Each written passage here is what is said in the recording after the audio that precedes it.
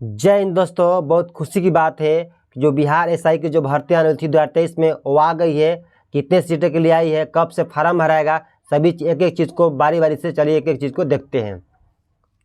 सबसे पहले समझेंगे कि टोटल कितने सीटों के लिए भर्ती आई हुई है। तो ये 1275 टोटल सीटों के लिए आई है। ये आने वाली थी 1288 सीटों के लिए आने वाली थी, लेकिन 1275 सीट के लिए आई है। और ये आपका कब से इसका लास्ट डेट है, तो इसका लास्ट डेट है 5 नवंबर 2023 तक इसका लास्ट डेट है। और चलिए देखते हैं कब से फार्म भरना स्टार्ट हो जाएगा आपका। तो फार्म भर आवेदन ऑनलाइन आवेदन पत्र भरने की प्रक्रिया दिनांक 5 अक्टूबर 2023 से प्रारंभ होगी, यानी आज से मतलब 3 दिन बाद में तो 5 तारीख से भरना स्टार्ट हो जाएगा। चलिए और आगे देखते हैं इसमें क्या कहा गया है। फिर इसमें कहा गया, देखिए फिर इसमें कहा गया है कि अभ्यर्थियों की जो शैक्षणिक योग्यता उसके बारे में देख लेते हैं। भारतीय नागरिक होना अनिवार्य है और पुरुष महिला हम थर्ड जेंडर आवेदन कर सकते हैं। अभ्यर्थियों की शैक्षणिक योग्यता दिनांक 1/8/2023 तक किसी मान्यता प्राप्त विद्यालय से स्नातक परीक्षा या राज्य सरकार द्वारा मान्यता प्राप्त उसके समक्ष परीक्षा उत्तीर्ण होना अनिवार्य है।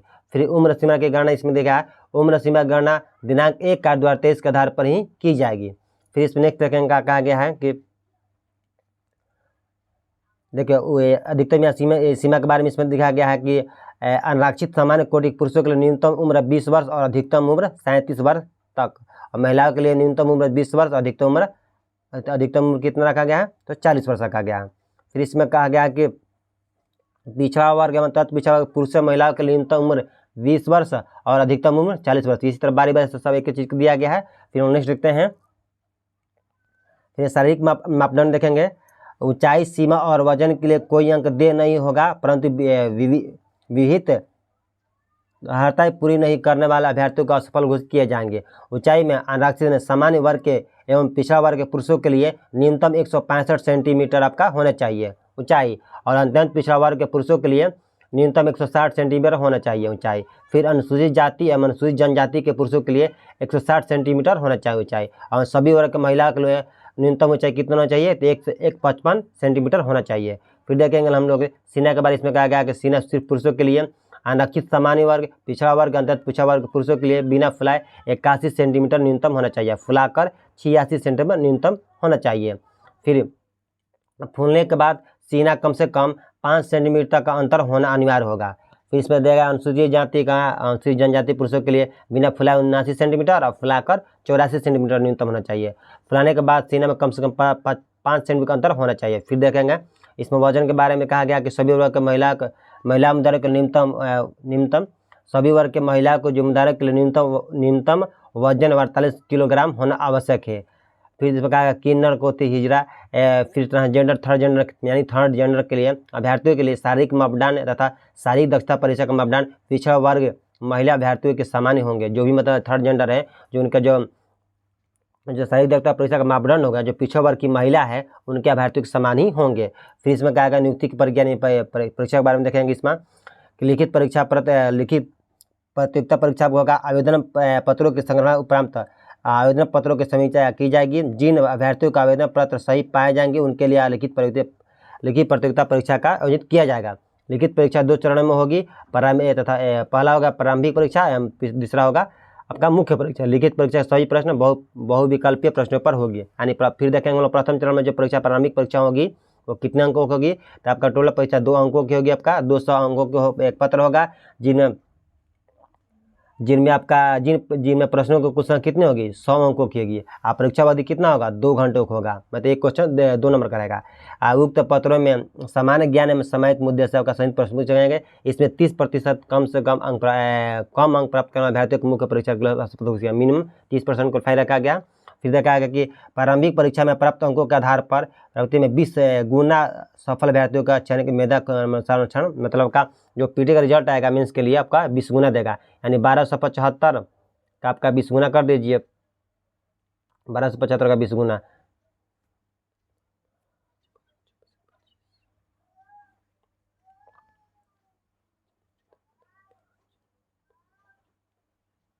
यानी आपका 25,500 टोटल मेंस के लिए आपका रिजल्ट आएगा। ठीक है, फिर देखेंगे नेक्स्ट इसमें। फिर आपका देखा गया कि इसमें मुख्य परीक्षा के लिए प्रारंभिक परीक्षा का सफल अभ्यर्थियों को मुख्य परीक्षा में सम्मिलित होने का अवसर प्रदान किया जाएगा। मुख्य परीक्षा भी दो पत्र होंगे। प्रथम पत्र 200 अंकों की होगा। प्रथम अंक 200 अंकों के समान हिंदी का होगा, 2 घंटों का होगा, जिसमें 100 प्रश्न होंगे। और फिर आपका न्यूनतम हर्तांक 30% अंक प्राप्त करना अनिवार्य होगा। फिर अन्यथा उन्हें अयोग्य घोषित कर दिया जाएगा। तो समान हिंदी पत्र प्राप्तांक मेधा निर्धारण में नहीं जोड़ा जाएगा। आपका मतलब जो आपका 100 नंबर का जो होती होगा 100 क्वेश्चन पूछा जाएगा जो हिंदी का, उसमें आपको 30% क्वालिफाई करना है, यानी आपका ये मेधा सूची के प्रधान सिर्फ क्वालिफाई करना है। फिर द्वितीय प्रश्न सामान्य अध्ययन, सामान्य विज्ञान, नागरिक शास्त्र, भारतीय इतिहास, भारतीय भूगोल, गणित, मानसिक योग्यता जांच से सम्मिलित होगा। द्वितीय पत्र में का पूर्णांक 200 होगा पूर्णांक, जिससे प्रश्नों का संख्या 100 होगी और परीक्षा की अवधि भी 2 घंटे की होगी। फिर दोनों चरण की परीक्षा में प्रत्येक गलत उत्तर के 0.2 अंक काटा जाएगा। उत्तर पुस्तिका 2 प्रतियों में होगी, जिसकी एक प्रति आयोग के पास सुरक्षित रखी जाएगी। फिर इसमें कहा गया कि मुख्य परीक्षा के आधार पर परीक्षाओं के 6 गुना अभ्यर्थियों को चयन कोटिवार में मेधान सूची और शारीरिक परीक्षा देने के लिए शारीरिक दक्षता परीक्षा के लिए किया जाएगा। मतलब का जो मेंस फिर जो भी क्वालिफाई करेगा उसका 6 गुना मेंस का मतलब दिया जाएगा। यानी जो भी मेंस में लोग क्वालिफाई करेंगे, जो पेड कर फिर मतलब को शारीरिक दक्षता परीक्षा के लिए बुलाया जाएगा, उसमें आपको उसका 6 गुना दिया जाएगा। ठीक है, अभ्यर्थियों को शारीरिक दक्षता परीक्षा के मात्र उत्तीर्ण होना आवश्यक होगा। शारीरिक दक्षता परीक्षा में हेतु अर्हता प्राप्त अभ्यर्थियों का प्राप्त संख्या अनुपलब्धता की दशा में उक्त अनुपात उपयुक्त रूप से कम किया जा सकेगा। तृतीय चरण शारीरिक दक्षता परीक्षा। निम्नलिखित शारीरिक योग्यता व्यवस्था में परीक्षा में अभ्यर्थियों का सफल होना अनिवार्य होगा। देखिए दौड़ में कितना है, दौड़ आपका 6 मिनट 30 सेकंड में होगा, 1 मिलानी 1.6 किलोमीटर दौड़ना होगा। कितना ये आपका 6 मिनट 30 सेकंड। फिर अधिक समय लेना होगा अभ्यर्थियों को असफल हो जाएगा। सभी कोटि के लिए महिलाओं के, सभी पुरुषों के लिए महिलाओं के लिए था। फिर महिलाओं के सभी कोटि की महिलाओं के लिए 1 किलोमीटर के दौड़ के लिए समय 6 मिनट रहेगा। फिर ऊंची कद के लिए न्यूनतम 4 फीट होगा सभी पुरुषों के लिए। फिर देगा 3 फीट होगा महिलाओं के लिए न्यूनतम, क्वालिफाई मार्क रहेगा। ठीक है, फिर लंबी कूद के सभी कोटि पुरुषों के लिए 12 फीट रहेगा और सभी कोटि महिलाओं के लिए 9 फीट रहेगा। फिर इसमें कहा गया ये हो गया आपका। फिर गोला फेंक बनेगा सभी कोटा के पुरुषों के लिए 16 पाउंड गोला 16 पाउंड का गोला न्यूनतम 16 फीट फेंकना होगा और 16 फीट से कम फेंकना और पुरुषों को अभ्यर्थियों को असफल घोषित किया जाएगा। महिलाओं के लिए 12 पाउंड का गोला न्यूनतम 10 फीट फेंकना होगा।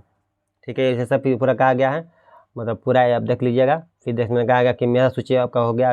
तो इसमें और कुछ कहा देखिए यहाँ पर देखा कितना मतलब ये एक्शन देखिए कुल पद कितना है। अनुसूचित जाति में कितना है, 275 सीट खाली है। अनुसूचित जनजाति में 16 है। अंतर पिछड़ा वर्ग में 238 है। पिछड़ा वर्ग 7 है। पिछड़ा वर्ग महिला के लिए 82 है। जनरल का आपका हो गया 441 सीट है।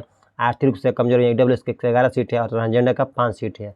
आपका टोटल 1275 सीट ये आई सब इंस्पेक्टर के लिए। ठीक है, ये आपका पूरा हो गया। और उसको देखते हैं खास।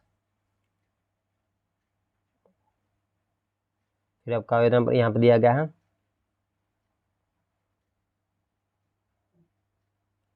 और इसमें कुछ खास नहीं दिया गया है।